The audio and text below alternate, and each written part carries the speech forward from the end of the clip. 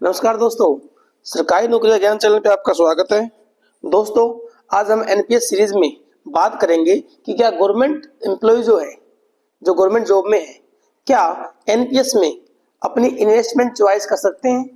जो उनका पैसा कट रहा है एनपीएस में, क्या उसको अपने हिसाब से इन्वेस्ट कर सकते हैं। तो इसका आंसर दोस्तों है हाँ, वे कर सकते हैं। दोस्तों, सरकार ने पीएफआरडीए ने ये सर्कुलर जारी किया है, बहुत पहले कर रखा है 2022 का, कि भाई ई investment choice for government sector subscribers. जो एनपीएस सब्सक्राइबर है, गवर्नमेंट सर्विस में है, तो वो अपनी जो एनपीएस की जो राशि है उसको अपने हिसाब से कर सकते हैं।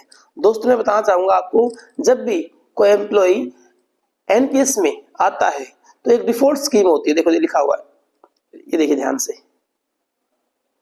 ये रहा डिफॉल्ट ऑप्शन। डिफॉल्ट ऑप्शन होता है जब भी कोई एम्प्लॉय आता है, वो अगर वो कोई चॉइस नहीं देता कि मुझे किस किस अपनी कौन सी मुझे फंड मैनेजर लेने हैं, पीएफएम लेना है, ठीक है, कौन सी फंड पेंशन फंड रेगुलेटर लेना है, तो वो क्या होगा, फिर वो ऑटोमेटिक से किस में जाएगा, डिफॉल्ट में। और डिफॉल्ट में पता है आपको 33% आपका एसबीआई है, फिर यूटीआई है, फिर एलआईसी है। तीन हमारे डिफॉल्ट में आते हैं, 33%, एक में 34%, यूटीआई, एसबीआई और एलआईसी। तो ये आप सबको पता होगा। लेकिन सरकार ने कहा कि अगर आपको डिफॉल्ट नहीं लेना तो आप अपने हिसाब से चूज कर सकते हो। सरकार ने क्या बोला, पीएफआरडीए ने ये बोला कि भाई आप क्या करोगे, आपको एक वो लेना है पीएफएम, कौन सा फंड मैनेजर लेना है, कौन सी वो लेनी सर्विस आपको, उसमें क्या कर सकते हो। पहला है एक्टिव चॉइस, दो है active choice and auto choice. दोनों में फर्क समझना क्या है। एक्टिव चॉइस कहती है कि 100% आपका जाएगा, 100% जाएगा आपका गवर्नमेंट सिक्योरिटीज में, सेफ बिल्कुल, जहां पे आपको 8%, 9% जो भी सरकार के डेट वगैरह जो फंड है ना, जहां पे फिक्स है, कोई रिस्क नहीं है आपका, तो वहां पे मिलेगा आपको, आप 100% वहां पे लगा सकते हो। दूसरा, सरकार ने कहा कि सरकार ने दो स्कीम निकाली, पहले निकाल रखी LC70, LC50, वैसे तो तीन है ये, LC50, LC25 और LC75। ये बोलते हैं life cycle life cycle 75, life cycle 25 और 50। इसका मतलब क्या होता है कि जब आपकी ऑटो में क्या होता है कि आपकी एज के हिसाब से ये फंड को मैनेज करता है। जैसे एक होता है इक्विटी, एक होता है गवर्नमेंट सिक्योरिटीज। कि भाई इक्विटी क्या होता है, थोड़ा रिस्क रहता है उसमें। जैसे जैसे आपकी एज ज्यादा बढ़ेगी, 35 साल से ऊपर, 40, 45, 50, ऐसे ऐसे इक्विटी में कम कर देगा। जब एज कम है, 35 से कम है, 35 के आसपास है, तो इक्विटी में ज्यादा रखेगा।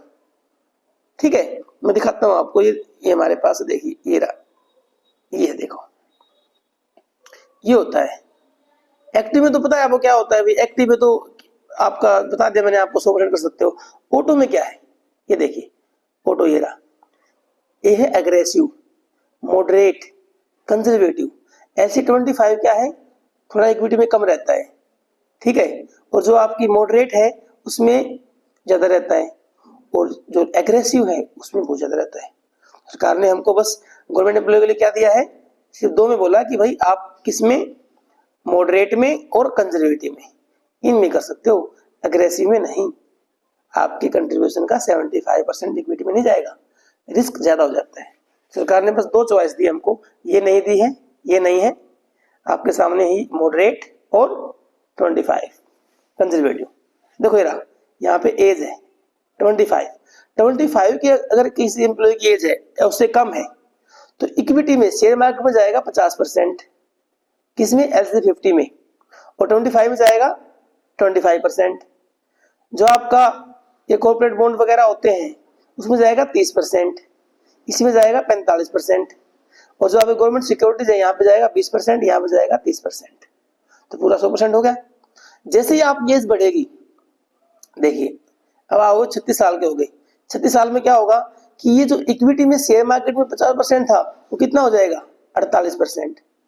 यहाँ एक कम हो जाएगा और यहाँ 3 बढ़ जाएंगे, ठीक है, एक यहाँ से कम हुआ C से, एक कम हुआ E से, और गवर्नमेंट सिक्योरिटी में। आप देखोगे लास्ट में, अगर आप देखो ध्यान से, देखिए अगर आप ध्यान से देखो लास्ट में, ये देखो लास्ट में 55 साल की उम्र में आपका जो इक्विटी में कितना रह जाएगा, 10%, सी में 10%, जो आपका जो मेन है, जब रिस्की नहीं है गवर्नमेंट वाला, उसमें कितना हो जाएगा 80%। किसमें है ये? मॉडरेट में। अगर लेते हो कंजर्वेटिव, इसमें हो जाएगा 90% लास्ट में, इक्विटी में हो जाएगा 5%। ठीक है, तो ये बात सब समझने वाली है। LC50 क्या है, LC25 क्या है, बहुत साथियों को इसमें डाउट रहता है। तो हम वहीं पे जाते हैं सेकुलर पे। उसमें ये है कि भाई आप एक्टिव चॉइस में चाहो तो 100% ले लो पूरा गवर्नमेंट सिक्योरिटीज में, ठीक है, या फिर आप ले लो conservative 25% in the maximum in the equity share market, या फिर ले लो मॉडरेट में जहां 50% मिलेगा आपको इक्विटी में। तो दोनों चॉइस हमने पढ़ ली कि क्या आपकी कंजर्वेटिव है और क्या आपकी मॉडरेट है। ठीक है, अब आपके ऊपर है, आप चाहो तो बाद में चेंज भी कर सकते हैं इसको, वंस इन ए ईयर इसको आप चेंज भी कर सकते हो। मान लो आपको नहीं पसंद आया तो कैसे करना है, ये बहुत सिंपल है। अपना अकाउंट खोलिए, अकाउंट खोल के वहां पे अपना स्कीम चेंज का ऑप्शन आता है, वहां पे आपका ओटीपी मिलेगा, आपको ओटीपी डालना है, अप्लाई कर दीजिए। अप्लाई करने के बाद फिर उस फार्म को अपने डीडीओ के थ्रू, एचओ के थ्रू अपने पीओ को भेज दीजिए, जो नोडल ऑफिस है, वहां से अप्रूव हो जाएगा और आपकी शिफ्टिंग जो भी आपका पैसा है वो कन्वर्ट हो जाएगा आपकी जो भी आपने स्कीम ली है। ठीक है, ये बहुत सिंपल है, मैंने करा हुआ है, कोई दिक्कत नहीं है इसमें। दूसरा आता है क्या स्टेप्स है, दो है आपके पास। एक है भाई आप ऑनलाइन कर दो अपने अकाउंट, जो बताया मैंने अभी आपको ओटीपी वगैरह आएगा। दूसरा फिजिकली आप फॉर्म भरो पूरा शिफ्टिंग का, चेंज का, फिर उसको आप अपने डीडीओ एचओ को दो, आगे भेजेगा। फिर उसमें हो सकता है वो उधर तो फेंक दे, लेकिन जो ऑनलाइन होता है उसका रिकॉर्ड तो रहता है कम से कम। तो ऑनलाइन अप्लाई करो आप, कोई दिक्कत नहीं है, बहुत सिंपल है। अप्लाई करने के बाद ओटीपी आएगा, ओटीपी के बाद आप वहाँ पे अपना सबमिट हो जाएगा, सबमिट होने के बाद अपना जमा कर दीजिए आप ऑफिस में, अपने आप भेजेंगे वहाँ पे, और आपका फिर बहुत जल्दी आपका जो पैसा है जिसमें आप चाहते हो LC50 में या फिर LC25 में हो जाएगा। साथियों, जिस साथी की एज सर्विस में स्टार्टिंग में आपको ये करना चाहिए, मेरा मानना है अगर आप 60 साल की उम्र में या 58 साल की उम्र में रिटायर हो रहे हो, तो अगर आपकी एज अभी कम है तो आप ऑटो चॉइस ले सकते हो, बाकी आपकी मर्जी, रिस्क रहता है थोड़ा इसमें। ठीक है, देखो ये तो हम डिस्क्लेमर यही है कि भाई हम बस ये एजुकेशन पर्पज के लिए, ये नहीं कि आप ये कर लो काम, आपको कुछ बेनिफिट लगे इसमें, अपना डिसीजन आप खुद लेना है कि मुझे ऑटो चॉइस लेनी है या मुझे एक्टिव लेनी है या मुझे डिफॉल्ट लेनी है। डिफॉल्ट में क्या है, डिफॉल्ट में बता दूं मैं आपको, डिफॉल्ट में मैक्सिमम 15% आपका शेयर मार्केट में है। जो सरकार की डिफॉल्ट स्कीम है जिसका पैसा भी जा रहा है आपका डिफॉल्ट स्कीम में, वहां 85% आपका बिल्कुल डेट में है और 15% आपका इक्विटी में है। लेकिन अगर आप चाहते हो रिस्क लेना, आपके ऊपर हो तो रिस्क लेना, अगर रिस्क लेना है तो आप LC25 या LC50 ले सकते हो, क्योंकि LC75 के लिए सरकार ने आपको नहीं कहा, ये नहीं सकते, अलाउड नहीं है, ये सिर्फ उसके लिए है प्राइवेट सब्सक्राइबर है, कोई प्राइवेट जॉब में है, आप खुद अपना अकाउंट खुला हो उसने। ठीक है, तो मैं आशा करता हूँ कि आपको ये जो पूरा गाइडलाइन थी, जो हमने जो स्कीम के बारे में बताया आपको, चॉइस के बारे में, ऑटो चॉइस, एक्टिव चॉइस, आपको अच्छा लगा हो तो कृपया करके लाइक कर दीजिए, अपने साथियों के साथ शेयर कर दीजिए, और इसी प्रकार की वीडियो एनपीएस के रिगार्डिंग पूरी हमारी सीरीज प्लेलिस्ट वहाँ पे है साइट पे, हमारे जो चैनल है उस पर, तो आप पूरी प्लेलिस्ट को देख सकते हो और शेयर भी कर सकते हो, अपने ज्ञान को बढ़ा सकते हो।